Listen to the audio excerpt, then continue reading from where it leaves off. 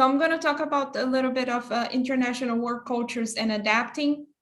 But to talk about that, I am mostly going to talk about my life and my work life, which is also my life, if one needs to say.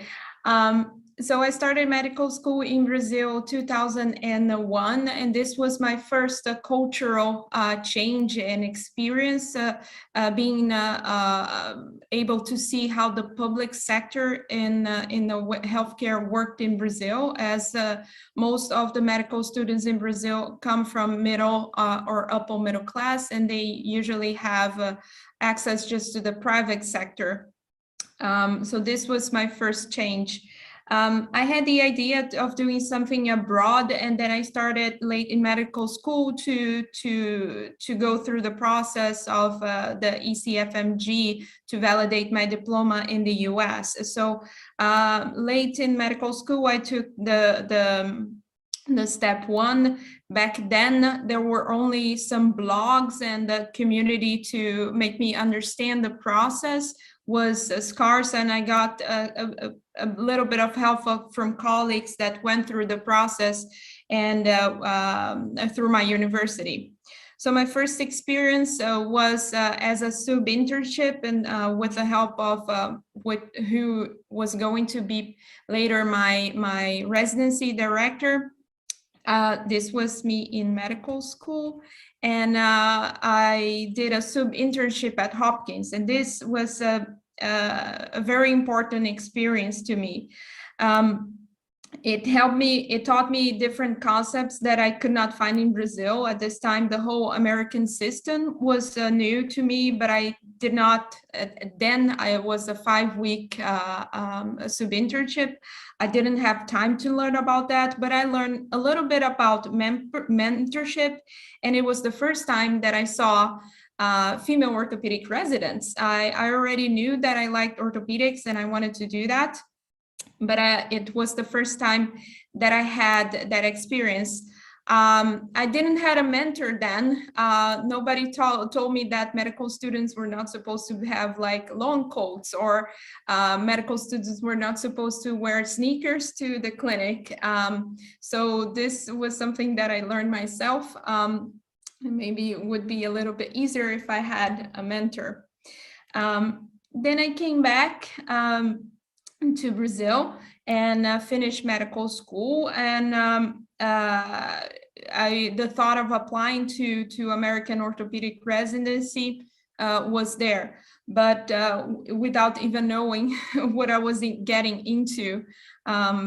Just a quick idea because of this sub-internship. Looking back, I failed to go deep in knowing what needs to be done before want to apply for the match in ortho in the US. But I applied anyway. But as always, as I have had in my life, I always had a plan A, a plan B, a plan C at least.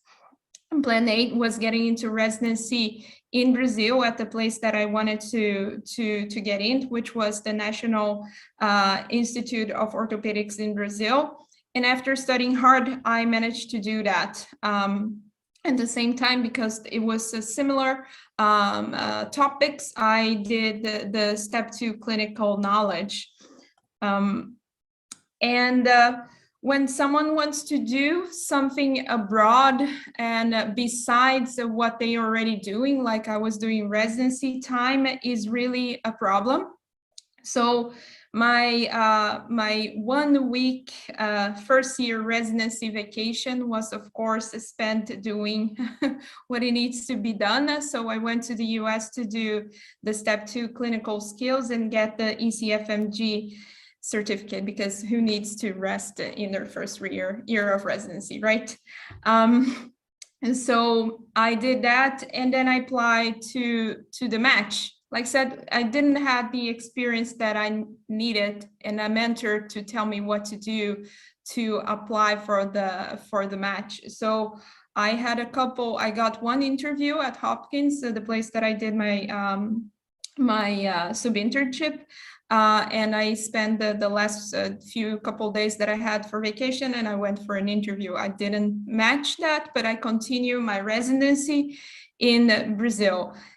Brazil, back then when I did residency, the idea of mentorship, of having someone a little bit older to guide you through your residency and start your career, it doesn't have that name. So the culture is changing right now, but I didn't have that. But I already had my ECFMG, and I knew that I wanted to do fellowships abroad. I spoke to a Brazilian person that was an orthopedic surgeon in the US, and he said for me, it was impossible for me to do fellowships in the US. I did not listen to him, and I continued to do what I thought it was important.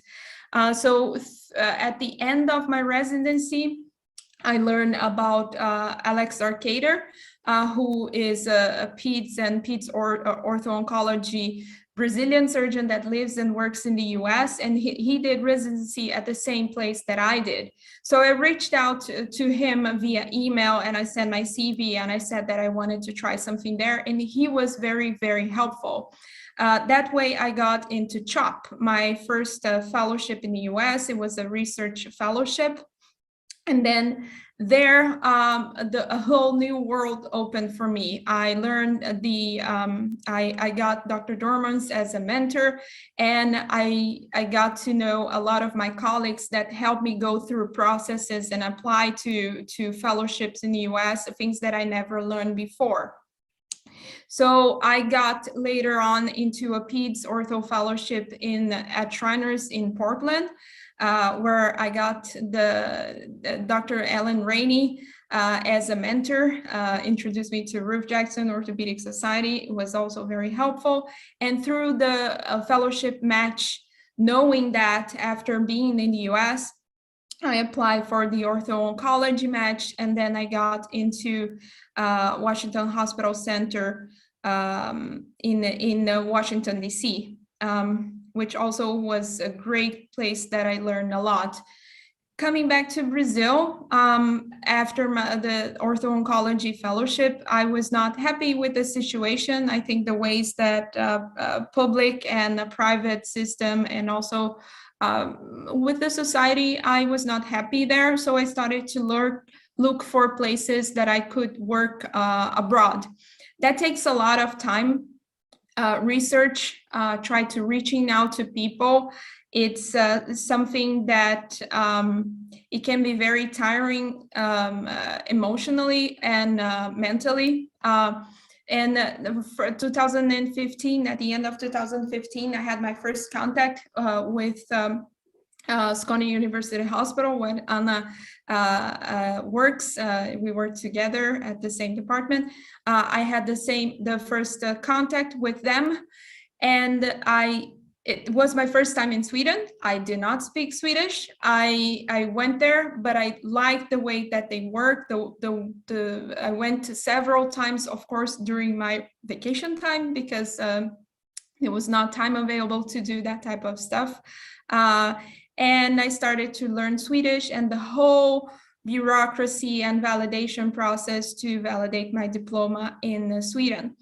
At the end of 2018, thinking that I could speak Swedish, I moved to Sweden, and of course it's a process of improving your language skills. And also moving to Sweden in 2018, it started also the second process that you need to do to validate your residency and start to work as an orthopedic surgeon. And that was done after 2018, and presently I am done with all that part. I'm a specialist, and I work at the ortho-oncology department. So work-wise, it gets much easier adapting when you have colleagues that are helpful, that went to similar paths as you did, sharing experiences, tips and tricks from their successes and their failures. Another key element are mentors. senior people that believe in you and are willing to help you. Socially, the key to adapting for me in my private line was in the different places is trying to find people that have similar interests that as you do, like for me, biking, and also finding also people from your country that also moved. But the main points from my experience and what I can say to all of you that wanted to try something different is from being a medical student or being later on in life, ask questions. Do not be afraid to approach people in meetings or writing to people that you think might help you or you think are interesting. Try to do a little bit of everything. Be humble and work hard. Trying to move to a different country and going through the process of validating your diploma, you're going to acknowledge maybe deficiencies that you have in your training, and then you need to improve. And it's not always easy for yourself to acknowledge that. So you need to be humble and to acknowledge that and work hard. Look for a mentor, make friends. That's very important. And you're going to fail sometimes, and you're going to get a lot of no's. And that's okay. You just need to keep going. And this is the most important thing: help and ask for help always. Like, help the others. And exactly as Selena put down, you need to lift others while you rise.